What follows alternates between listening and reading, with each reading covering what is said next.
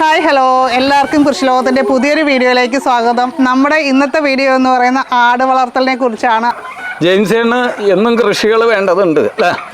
കൃഷിയാണ് ഞാൻ ഇപ്പോൾ റിട്ടയർ ആയതിനു ശേഷമുള്ള എല്ലാ സൈസുകളും ഉണ്ട്, ജീവജാലങ്ങളും ഉണ്ട്, പച്ചക്കറി ഉണ്ട്, മറ്റ് കൃഷികൾ വാഴ കൃഷിയുണ്ട്.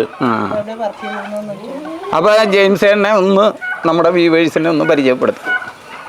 ഞാൻ മഹാരാഷ്ട്ര ഇലക്ട്രിസിറ്റി ബോർഡിൽ ഒരു എഞ്ചിനീയറായിരുന്നു.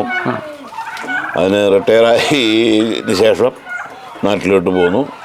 നാട്ടിൽ വന്നതിന് ശേഷം കൃഷിയാണ് എൻ്റെ മെയിൻ കാര്യങ്ങൾ. അപ്പം അതിൽ ജീവജാലങ്ങൾ ഉണ്ട് എല്ലാതും. കോഴി, നാടൻ കോഴിയുണ്ട്, പിന്നെ കളഹം,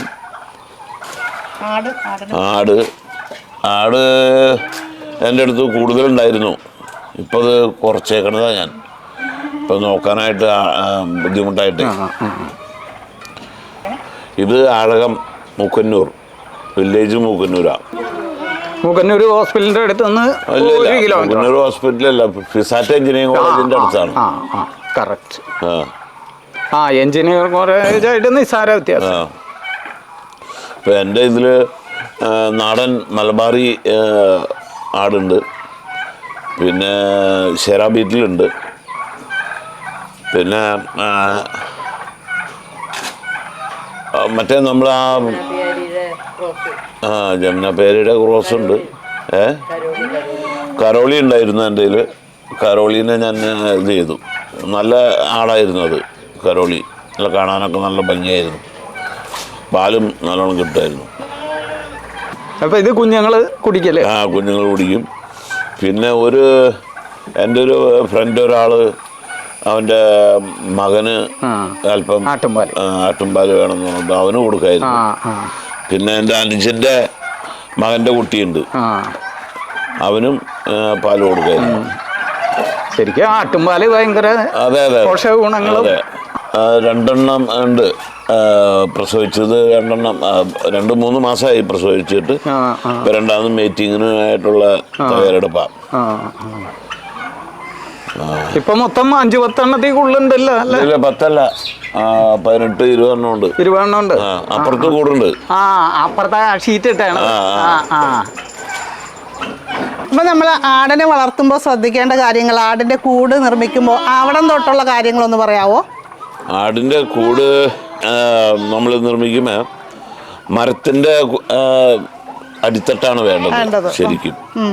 അപ്പോൾ ഗ്രൗണ്ട് ലെവലിൽ നിന്ന് ഒരു 4-5 അടി പൊക്കി നമ്മൾ കൂടുണ്ടാക്കണം. അപ്പോൾ അടിയിൽ നമുക്ക് കോൺക്രീറ്റ്, ഇപ്പം ഞാൻ ചെയ്തിരിക്കുന്നത് കോൺക്രീറ്റ് ചെയ്തിരിക്കുക. അപ്പോൾ അതിൻ്റെ കാട്ടം താഴെ വീഴും. അതുപോലെ തന്നെ ഞാനൊരു കോർണറിലേക്ക് സ്ലോപ്പായിട്ടാണ് ഇത് ചെയ്തേക്കണത്. അപ്പോൾ ആ മൂത്രം ഞാൻ അവിടെ ഒരു ബക്കറ്റ് വെച്ചിട്ട് അവിടെ പിടിക്കും. അതുകൊണ്ടാണ് ഞാനിവിടെ വേറെ വളങ്ങളൊക്കെ ഉണ്ടാക്കുന്നത് കൃഷിക്കുള്ള. അപ്പോൾ ഇതിൻ്റെ ആട്ടും കാട്ടവും മൂത്രം ഞാൻ സെപ്പറേറ്റ് പിടിച്ചിട്ട് ആണ് വേറെ ഇതുണ്ടാക്കുന്നത്. അപ്പോൾ പിന്നെ ഇതിങ്ങനെ പൊക്കിയിട്ട് നമ്മൾ തടി കൊണ്ടല്ലേ? തടി കൊണ്ട് ഇവിടെ തന്നെ ചെയ്യിച്ചതാണല്ലേ? അതെ, ഞാൻ ചെയ്തതാ. കോമൺ ഇതായിട്ട് കിടക്കായിരുന്നു. അപ്പൊ എന്താ പറ്റിയെന്ന് വെച്ചാൽ ഇവര് അങ്ങോട്ടും ഇങ്ങോട്ടും ഇടി കൂടും. കെട്ടിയിട്ട് കഴിഞ്ഞാലും ഇടി കൂടും. അപ്പൊ അതിനെ സെപ്പറേറ്റ് ഞാൻ സെപ്പറേറ്റ് ഒരു ക്യാബിൻ പോലെ ഉണ്ടാക്കിയേക്കാം ഓരോരുത്തർക്ക്. അതിനധികം ഇത് വേണ്ട, ഒരു 2-2.5 അടി വീതിയിലുള്ള കല്ലികളായിട്ട് തിരിച്ചിട്ട് അപ്പൊ അവര് ഇടി കൂടുകയൊന്നും ചെയ്യില്ല, ഭംഗിയായിട്ട്. പിന്നെ നമ്മൾ ഇവർക്ക് എത്ര പ്രാവശ്യമാണ് ഒരു ദിവസം തീറ്റി കൊടുക്കുന്നത്? രാവിലെ എന്തെങ്കിലും കുറച്ച് പുല്ല് ഒക്കെ ഇട്ട് കൊടുക്കും. ആടിൻ്റെ തിരിയുണ്ട്, ആടിൻ്റെ കടയിൽ നിന്ന് മേടിക്കുന്ന തിരി, പിന്നെ തേങ്ങാപ്പിണ്ണാക്ക്, പിന്നെ കപ്പലണ്ടി കൊപ്ര, അത് എല്ലാതും കൂടി മിക്സ് ചെയ്തിട്ട് മറ്റേ സോയാബീൻ ഹൽക്കുണ്ട്, സോയാബീൻ്റെ തൊണ്ട്, അതും കൂടി മിക്സ് ചെയ്തിട്ടാണ് ഞാൻ കൊടുക്കുക. പിന്നെ തവിട്, ഇത്രയും കാര്യങ്ങളൊക്കെയാണ് കൊടുക്കുന്നത്. സെപ്പറേറ്റ് വൈകിട്ട് ഒരു റൗണ്ട് വെള്ളം കൊടുക്കും. ചിലത് കുടിക്കും, ചില കുടിക്കില്ല. പിന്നെ ഈ തീറ്റ കൊടുക്കുന്നതിൽ തന്നെ കുറേശ്ശെ വെള്ളത്തിൻ്റെ അംശം ഉണ്ടല്ലോ, നമ്മളിങ്ങനെ കുഴച്ച് ഈ പുട്ടിന് കുഴക്കണ പോലെ അതിലും കുറച്ചും കൂടി നനവോട് കൂടിയാണ് കൊടുക്കുന്നത്.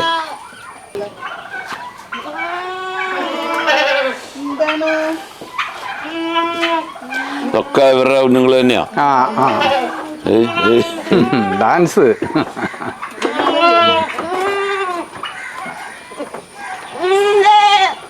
എല്ലാത്തിനും പേര് കിട്ടാറുന്ന ആളെന്നെ കൂടി ഇപ്പൊ പേര് പോയി. ഇപ്പൊ മോൻ എന്ത് ചെയ്യണു? അവന് ഷിപ്പില എഞ്ചിനീയറാണല്ലോ. ഒരു മോളും അല്ലെ? മോള് എന്ത്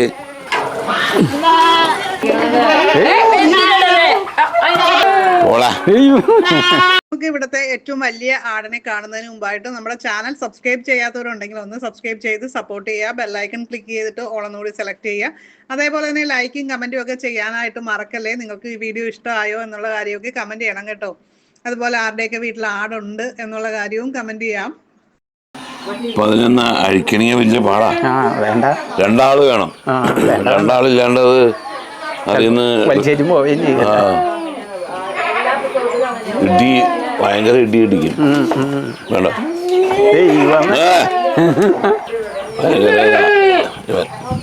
നല്ല ഇണക്കമുണ്ട് അല്ലേ?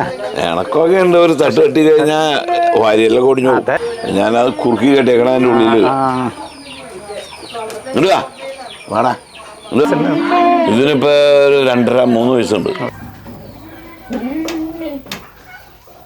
അങ്ങനെ മുഖം കാണിച്ചു തരണം കേട്ടാ.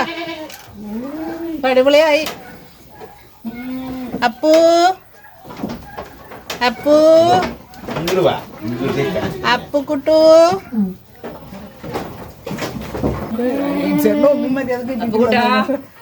അപ്പൂന് നല്ല തീറ്റി കൊണ്ടുവരുന്നുണ്ട്.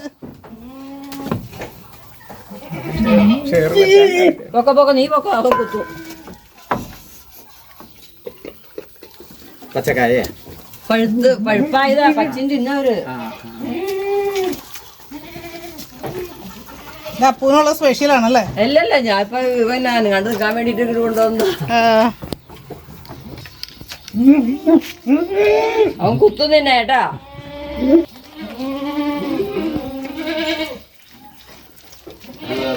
ഇനിയിപ്പോ നനച്ചു കൊടുക്കണം. മറ്റേ തിരി തവിടും ഓള.